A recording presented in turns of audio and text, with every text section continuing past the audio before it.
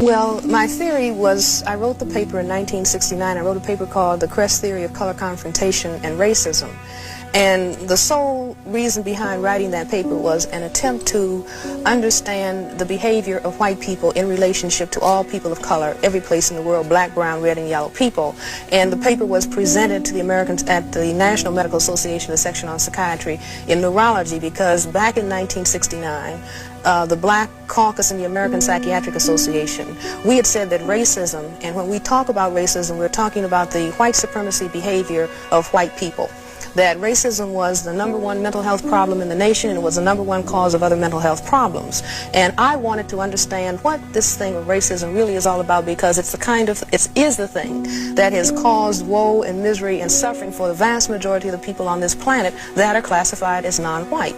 And in my attempt to understand why the necessity of white people to keep saying that white is superior and that the condition of non-white is inferior, and the more I thought about it, in conjunction with an idea that a friend of mine had, that racism was a worldwide behavioral system for the maintenance of white supremacy by a small minority of people, I put those ideas together with what we know about genetics, what we know about the condition of skin whiteness itself.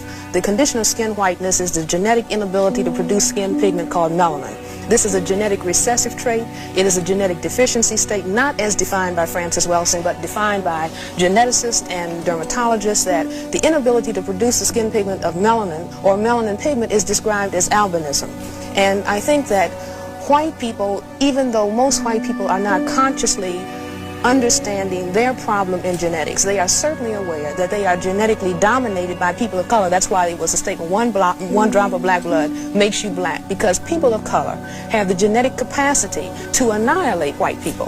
And so unless white people control the reproductivity of people of color, then we can postulate that perhaps one day there won't be any white people. And I think that the very survival of white people necessitates that they project genetic inferiority on people of color, because it is they who really are aware that they are genetic recessive and perhaps genetically inferior to people of color. And I am not saying this to call the condition of skin whiteness to say, well, no, white people are inferior. I'm not saying it for that purpose, but I think that it is of prime importance for the majority of people in the world to understand why it is that white people have to, the effective majority, large numbers of white people, have to move in a hostile and an aggressive way against people of color, and have to constantly focus on it's you who's genetically inferior, because they realize that there's something wrong with their genetic status. Now, may I take a call? Oh, sure, all right. please. Let me, so that, because we have a number of calls, and we'll see what the public wants.